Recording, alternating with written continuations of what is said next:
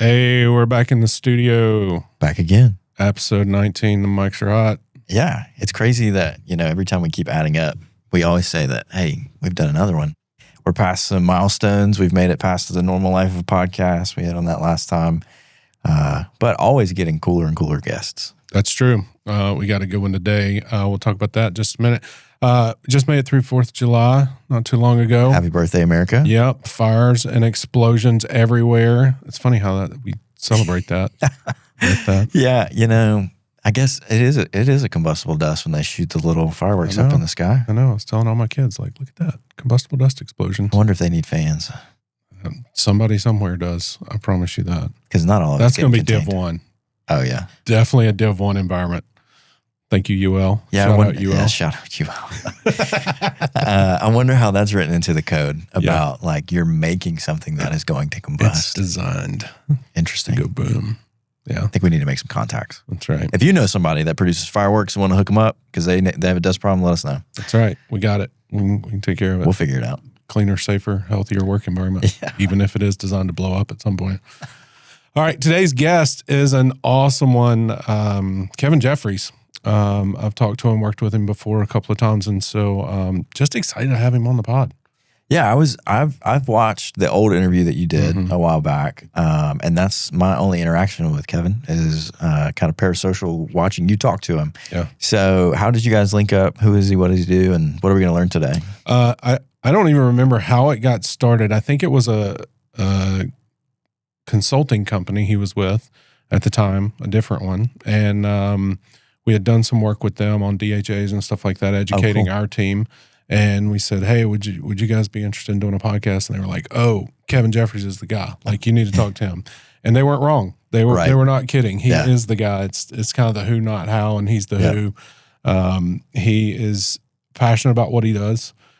He's engaging. He's got great stories and just fun to talk to. And every time I see him or get to talk to him on the phone or whatever, we just end up talking for half an hour or more and just enjoy his perspective and his take on safety and work culture. Yeah, I think that was the cool thing in talking to him, and you all will get to hear it soon. But, we spend the bulk of our time here, even though we're a dust control safety company, we spend 90% of our time talking about culture. And it was so great to hear somebody in the consulting industry who is supposed to be working on uptime and processes and people and code stuff. Sure. Say this is a people problem. Yeah. This is a culture issue. That's right. This is not standard 1, 2, 3, 4. No, it's Billy Bob and how he approaches his day. Mm-hmm. So I'm super excited. Yeah. And I think that's what makes me excited about this place and what we do here, because I was thinking the other day how much in college I went. I am going to school to become a mechanical engineer. Yep. Not an airflow engineer. Right. I don't want to work in HVAC. I don't want to do anything with fans. And here we are. But it's not about the fans. Right. It's about the people. It's about the people in this building and the people that we serve and protect and try to create those safer work environments all around the world. Yeah, that's all it's about, because we couldn't do any of the other stuff if we didn't do the people well. Yeah, and the fan's just a token of that. It's a what. It's not a how. It's not a who or anything like that. So, all right. Without any further ado, check out Mr. Kevin Jeffries.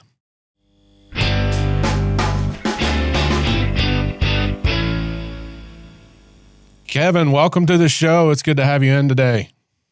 Thanks, Jordan. It's good to be here, man. It's good to see you again. You and I connected and did one of these things a couple of years ago, and then got to hook up and meet at a show. I think it was a Powder and Bulk Solid show a couple of years ago, and that was fun and good to see you. And you have changed roles since we first met and worked together. And so tell us about that. What are you doing right now? Right now, I'm with Fike Corporation as a senior explosion safety consultant. You're doing everything from dust hazard analyses to hazardous area classifications, dig into some other risk related to fire and explosion. But it's good. I've known the folks at Fike for a little over 20 years now, so it's good to finally work with folks that I've partnered with on other projects and that I admire in this space. So. Awesome. That's so cool. I've told 6 people. I'm interviewing somebody who literally has the word explosion in their title. And that's the coolest thing ever. It's the best thing ever. Look, shout out to Adam Batts and Brian Edwards for creating a first off, just from a cultural standpoint, you've got a bunch of smart people, and you guys know this because you got a bunch of smart people in your network. When we all get together, it's just like it's nerdy, it's techie, but it's sophisticated. And so, putting those titles together, it was just brilliant. It sounds like he's describing this podcast. I know, yeah. Talk nerdy to me. Yeah. Here we go. Explosion, dust. Explosion specialist. I love it. So how did you get from Kevin Jeffries to explosion specialist? Like, walk us through that journey. Like, what does a career path like that look like? Education and background. So it's wild. So I actually majored in occupational safety and health at North Carolina A&T State University. Aggie Pride. Yep, Aggie Pride. Right down the road. Pride, and through the program, there's a mix of things from fire and explosion to chemical safety. So you come out with a good kind of degree of knowledge in a lot of areas. And throughout my career, to be the best safety professional I could be. And I will say, I've been in this space for 30 years now. Of course, it shows. 22 of those years in industry. So I worked for some large companies. I worked for Kellogg, worked for Fujifilm and other places. But as an EHS professional, I always made sure that we focused on fire. We focused on risk in addition to the lockout, tag outs, and machine guarding things of the world. And just through experience and building a network. And I will say this, and, again, proud to say that, you're part of the network. I had some experiences where I went to places that had major explosion events. So I worked for West Pharmaceutical after their explosion and Imperial Sugar after their explosion. And so, again, just looking at the broad spectrum of things in EHS, this fire and explosion thing has just been a part of it. But I started to kind of focus on it a little more towards the latter end of my industry career, and then jumped into consulting around 2017, 2018. And from there, it's just been primary focus. I don't know if you and I have compared notes on that. I got to walk the West Pharmaceutical site as well when I was doing forensic engineering, and man, that was twisted wreckage. That was wild, and that was before I even really understood what a dust explosion was, and I was just kind of cutting my teeth. And I actually still a student at NC State at the time, but that was wild. Yes, it was. Joining that team and talking to people who lived it, and that's one of the things that, I love being on the prevention side, of course. The prevention side is where we all want to exist. But when I joined both of those companies after those events, I wanted to talk to people and kind of understand what they went through, because I think that makes me a better professional. So I'm able to, when I go to sites to do an assessment, I'm able to say, hey, this is going to be, if the worst happens, it's going to be worse than you could possibly imagine. That's right. Yeah. In terms of the aftermath and all that stuff. So I'm able to kind of, share some of those stories. But yeah, it's interesting. And, crazy thing is, when I worked for Fujifilm, and this is going to date me, and it's all part of it. Greenwood, South Carolina. There were 7 production facilities on site in a large distribution center. One of those facilities made VHS tapes. Oh, nice. Wow. So now you're going to have people Googling what's a VHS tape. Yeah. But one of the incidents involved, so the coding process, you had the film, of course, but some of it involved, raw iron and some other things. So there was a release one day, and of course, you had a bunch of burning embers and things on the floor. And again, I remember one of my professors, when we talked about fire prevention protection, talking about dust, and it's just all these things started to connect. And it's like you go from classroom to, oh, wow, here it is. You got that moment of being in shock and saying, here it is, to fixing it. So that was early in my career. And then again, from that point on, just made it a point to make sure that, like as you mentioned, a lot of folks aren't aware of the hazard. I wanted to make sure I kind of dug into that at any company I joined to make sure that we identified the risk. Yeah, and you hit on something very important just a second ago, and we were talking about this recently. How big the severity is. The likelihood is low, right, for most cases and most facilities.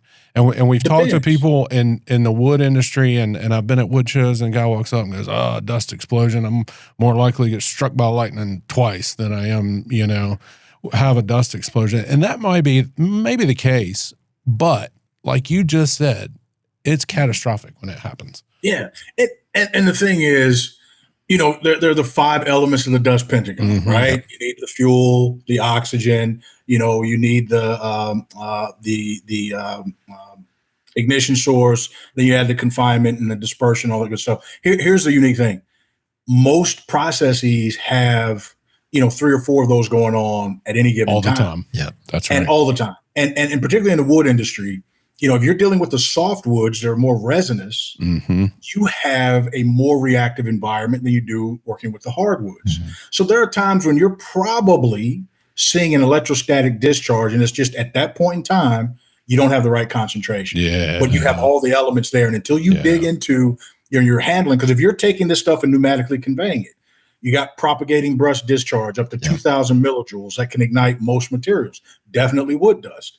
But you just may not have the concentration in the line at that time. By the time it gets to your silo, you got bulking brush discharges feeding into your silo. So again, it's just sometimes it's, and I hate to use the term the luck of the draw.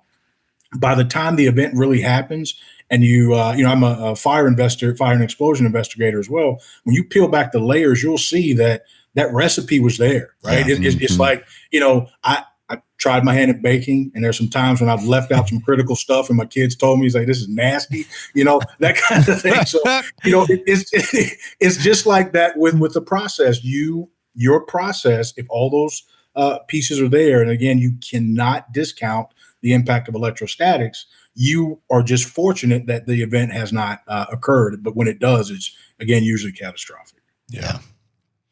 It is kind of amazing to think about. Just like all of these things you can't even see, that it may be playing a part in driving you towards an event or something like that. But you get a really unique perspective of being on both sides of the fence, where you have been in industry and worked as a professional in preventing things for one company, but now working as a consultant. What is it that separates kind of the good from the great, or the people that are prepared and the people that are unprepared?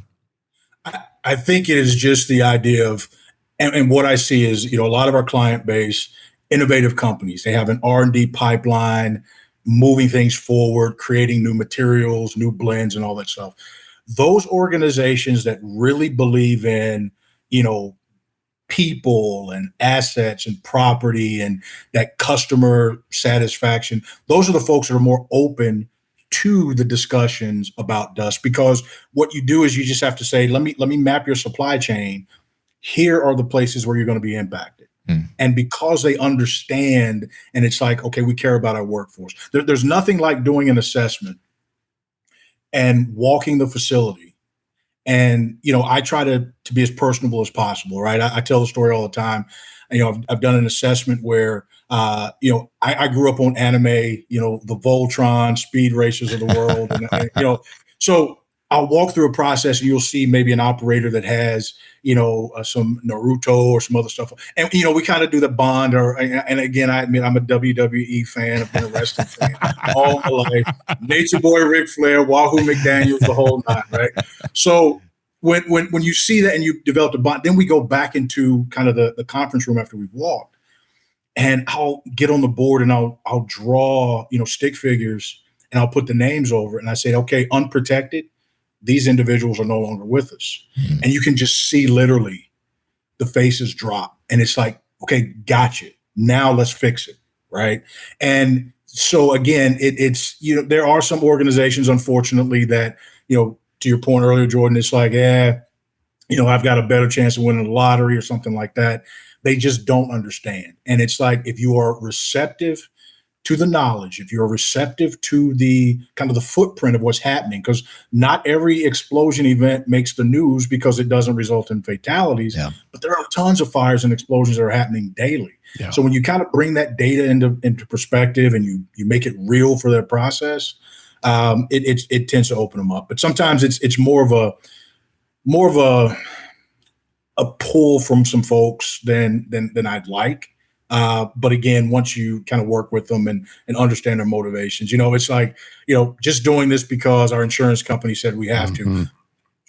Yes, but the insurance company is saying that for a reason, right? There's some impact, but I have not found any organization that once you put all the pieces together, just absolutely says, we won't do anything about it, right? That's the blessing, that you don't have people who just totally, once they get the knowledge, ignore the hazard or the risk.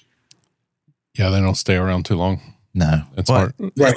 It's amazing to hear that, like, this is not just a hazard problem, but it's a culture. It is. Issue. It's an awareness and a culture. Mentality. It's about how you are perceiving those that you're employing, that you are working with and working together alongside. And, we have our core values here and we take them very seriously. And, we kind of joke internally about, like, it's not just something on the wall. And a lot of times people put that thing on the wall where it's like safety first, but obviously they're not doing it. Right. That's an interesting spin. And the thing, again, safety geek from day one, safety should never be a priority. It should be a value. Priority shift. Your priority is to get the best product out the door, but you want it to be a quality product and you want to do it safely. That's part of your value system. And that's why it's like, even just that simple term, when I go places and I hear, safety is our number one priority. No, you make widget X. That's not a safety product. That's something else. So you want to do it safely. You want to follow all the regulatory, all that good stuff. Let's make it part of your core value system. Let's integrate it. Let's mistake proof it. But again, safety should be more valued than priority, because that priority is going to shift. Yeah, safety is a how, it's not a what. Yep. Right.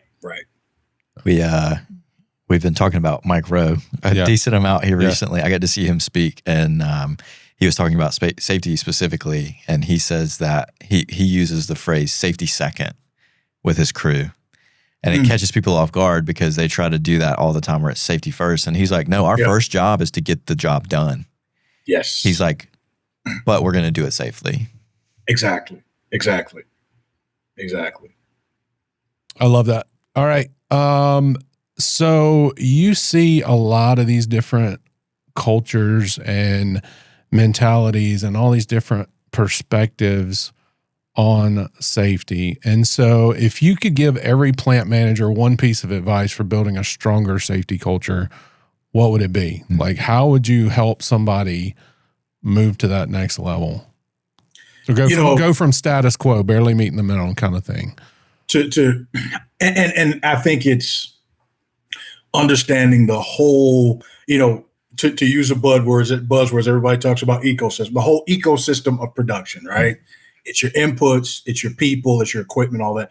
And realize that none of that happens with anyone that's in a defect or injury mode, right? So just like you measure OEE, that's the big thing in industry, overall equipment effectiveness. I need that equipment here. I need it. We need the people to run it. You need your leadership teams. You need all that integration of stuff. And I know, with the AI discussion, there's talk of, how that's going to balance we'll never get rid of people, right? Because, if they're not consumers and you need people, then there's no reason to have the AI, right? So it's kind of that, it's kind of like that perpetual cycle. But I would just tell them, just look at the whole ecosystem of production and realize that, safety is not a burden once it's integrated into your process. It's amazing. I talk to so many leaders who understand lean concepts and mistake proofing, but they fail to see how safety is the same thing. Integrated into the process. The same thing that you're looking to do in terms of making that production efficiency, produce it at the lowest. How does not providing a safe environment kind of factor into that? And so I would just say, look at that whole ecosystem and just say that you have, capable, competent people in your process. make sure they're safe, make sure it's integrated. And the thing that I learned a long time ago from mentors early on, as long as you make it easy to do the right thing, hard to do the wrong thing, very few people are going to choose to do the wrong thing. And the other thing I always say is like, and heard this in discussions, because, I had a lot of co-op experience through A&T, but you either hire idiots or you make them, right? so a lot of people, this idiot did all this. Okay. Yeah. You either hired the idiot, right, or you turned them into one. Yeah, that's right. Either way, it's a failure that can be fixed. And so that's one of those things that I always, I listen for folks, because a lot of times it's, they got hurt, it's their fault. No, let's look through this. Rarely do people come into work and say, I want to lose a finger, or I want to leave here in less capacity, right? So where did the process break down that caused that to occur? That's a good place to plug the book, Extreme Ownership. Yeah.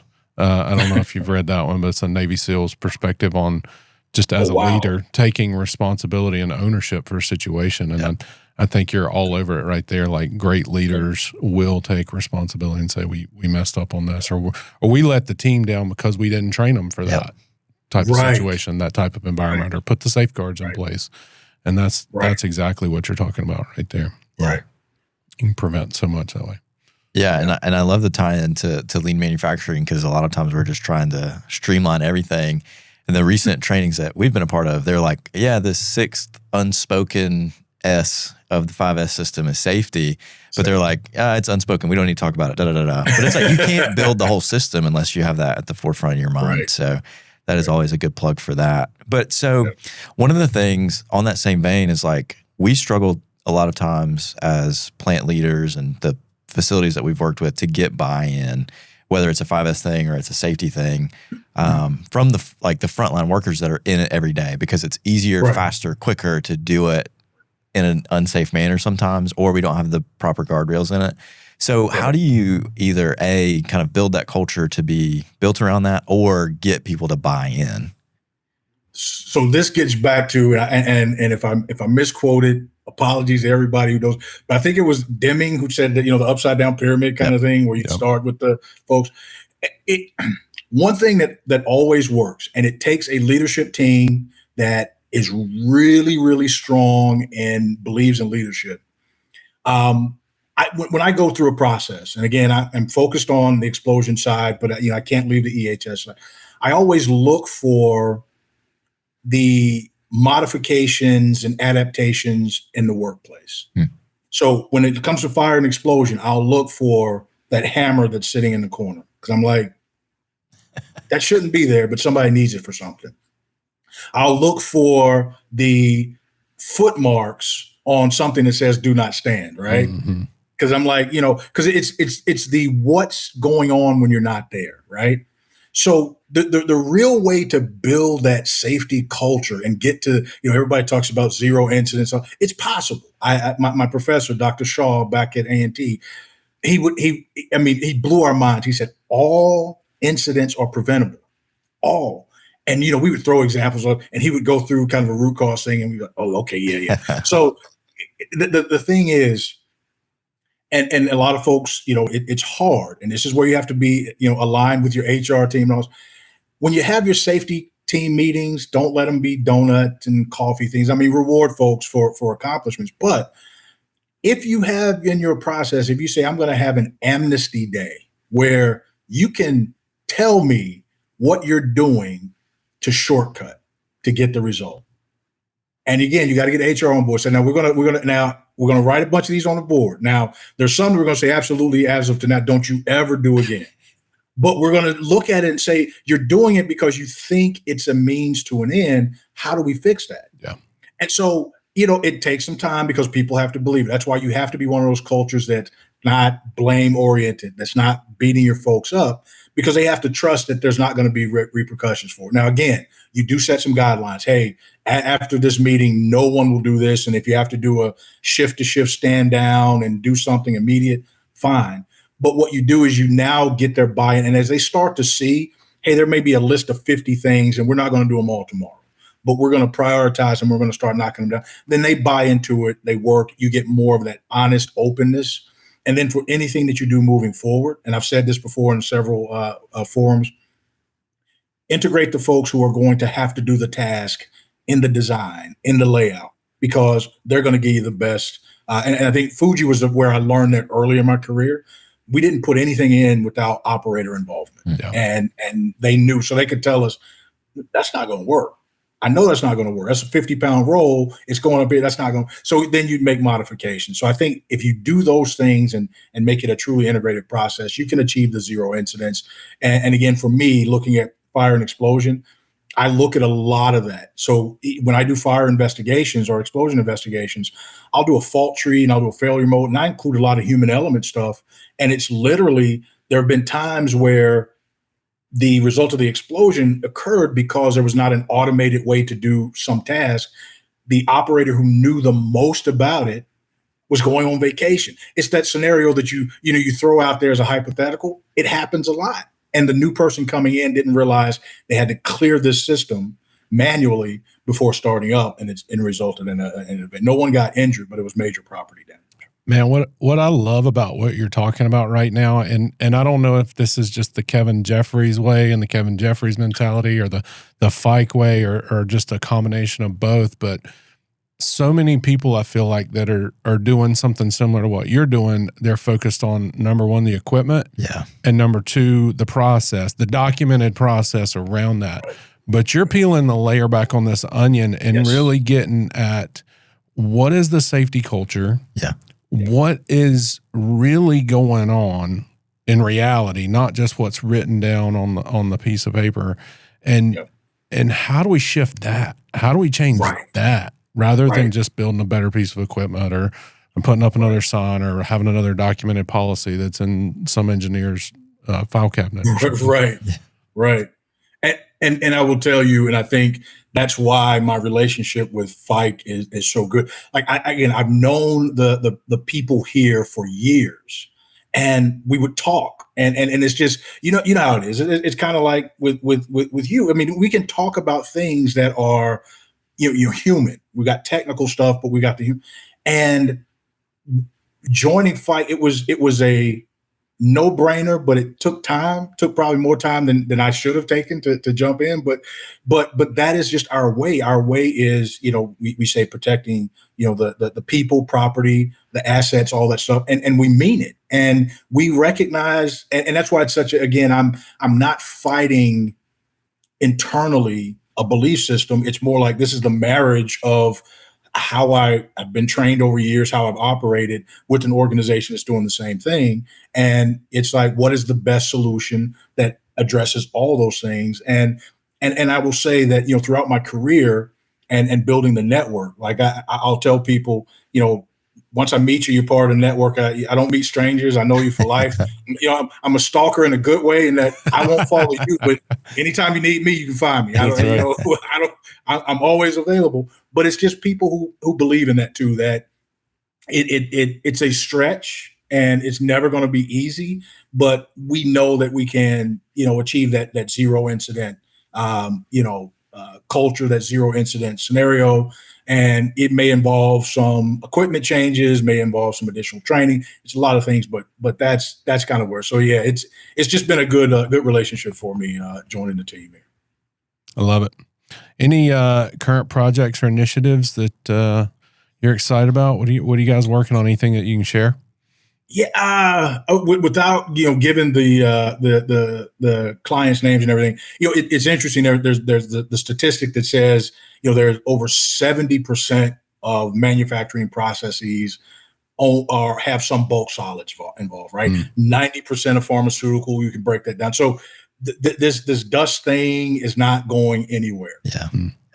What's interesting is that the new technology that's going in, the signals, the monitoring, even integrating robotics, now you're adding, in some instances, a new failure mode and a new source of ignition, right? So it's just interesting to see how all of that now is connected. And, even with, and this is a crazy thing when you look at failure modes, the Internet of Things, right? The fact that you've got equipment that's connected and somebody can tie into that piece of equipment in another location right? You got your cybersecurity element that, a hacker can come in and say, now I'm going to take your mixer and you had a tip speed of less than 1 meter per second. I'm going to crank that baby up and see what happens. Those things are very important that you kind of take a look at. And again, it's that kind of that full spectrum approach. So I think now what in terms of, and it's a broad range of projects, it's getting involved from the design stage to construction, right? So even with dust, right? There's the building code that says it has to be type 1 or type 2 construction. So when you're working with folks and you're going through the permitting and you'd say, okay, what state are you going to build this in? You know how the AHJ operates there. You're going to say, hey, these are some things you want to make sure are part of your construction design. So I think it's just that idea of there are more people who are looking for that complete approach. Mm-hmm. And the fact that we can kind of jump in and say, we've got something for, once we even do this analysis, if you need, policy development, we can do that based on this. If you need additional training, capabilities building for your workforce, all that good stuff. We've got on the Fike website, we've got some learning modules and things that are available. So that's what I'm excited about. And the fact, again, this bulk solids thing's not going anywhere. It's a part of core manufacturing, but making it safe is pretty cool. Yeah, that's amazing. And I think it is one of those things that we have talked about because, everybody's got to have the AI conversation of like, how does this impact our industry? Where are we going? And Kevin said nowhere. Everybody's still going to be making dust because we still got to make stuff because people are still consumers. So that's great to hear, just from a continuous improvement standpoint, and then like even our ability to help more people. And with those being the current things, like where do you see the industry going, or where do you think we need to get to as a safety industry? I think we need to make sure, and this is something that, again, through the industry experience, we need to make sure that we speak the language of manufacturing operations and the folks in the C-suite, right? Sometimes we stand on that, hey, it's the right thing to do. And it is, but that's not the language of the decision maker, right? So the more that we can kind of speak in those different languages and like I said, the supply chain interruption, what's it going to do to the brand and the image? If you look at a lot of these explosions and things that have happened with dust lately, a lot of them are in areas where, the community work there. Yeah. So when the place explodes, it's impacting homes, right? So that risk C-suite person, hey, this is that impact. People are going to forever associate our brand with this. Mm-hmm. What do we do to prevent it? Okay, now that makes sense, right? For the person who believes in people, hey, we're going to teach them a new skill set, new capability. Blah. So there's a way. You just got to know each person's language, and I think that's where, if we look at the future, it is. No, I'm not just engineering. No, I'm not just EHS. I'm not just operations. We are part of the ecosystem. Let's build it. Let's make sure that our individual interests are taken care of by working with the other folks in the chain, right? And I think that once you do that, again, zero defects, equipment uptime, less injuries, all that good stuff. Culture and communication. Yeah. Yep. Where it is. It's always, it seems like such a goofy or simple thing. Yeah. But because we spend so much time talking about efficiency or uptime, downtime, defects, whatever. But if you're not peeling it back to the root issue of the people that are doing the things, then you're not going to get buy-in, you're not going to get results, you're not going to get whatever it is that we need to be at that point where we can do zero defects, zero accidents. That's the why. What you're talking about is getting to the why.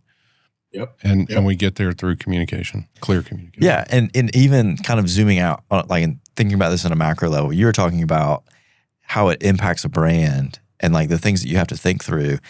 Like Toyota has made a reputation because they're the grandfather of lean, right? Yep. So people, I mean, they make good cars because they have good processes, but people just think about them as this gold standard of safety and manufacturing and efficiency. Right. And so they're like, absolutely, I'm going to buy that. Yeah. Right. And you know they're going to do the right thing. They recently replaced a whole bunch of engines in a lot of vehicles. Ask me how So I heard. Yeah, ask me how I know. But it didn't cost me a thing. And they called me and said, we're replacing your engine. It hadn't even broken yet. Yeah. Okay.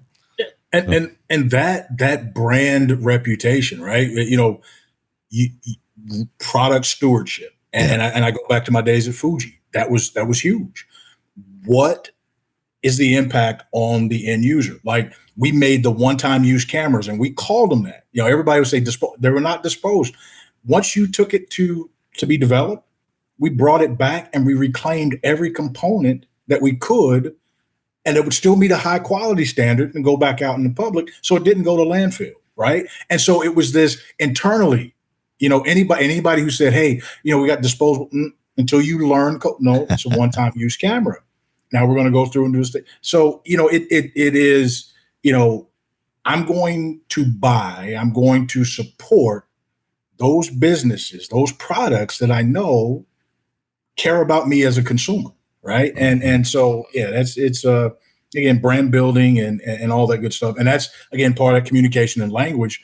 The folks in the business who understand that, now is your job to say, how does this safety thing integrate into that? And I'm speaking that language so they understand it.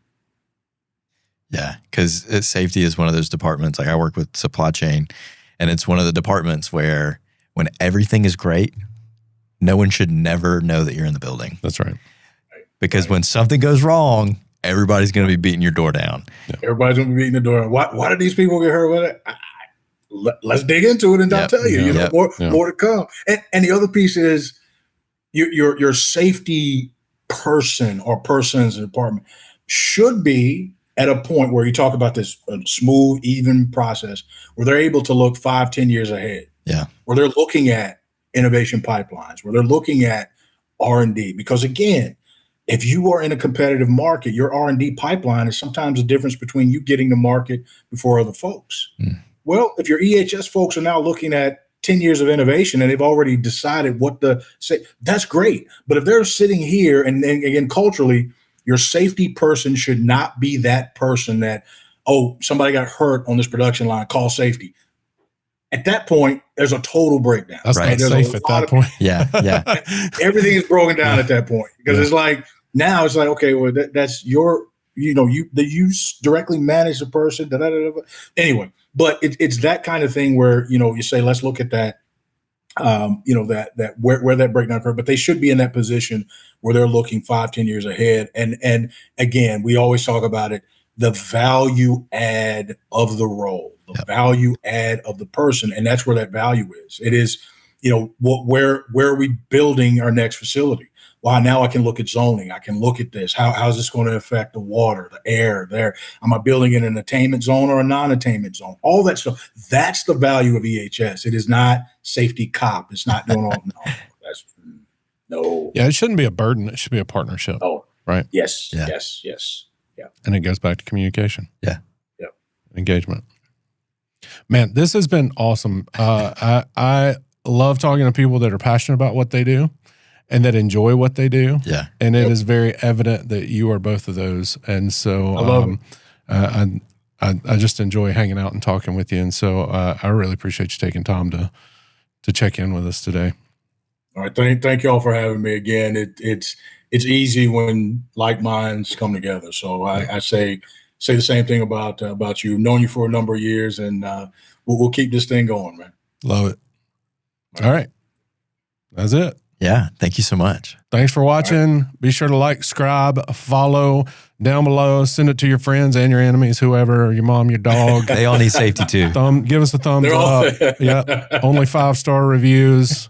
And keep following for more helpful dust safety and culture advice at the OnAire Podcast.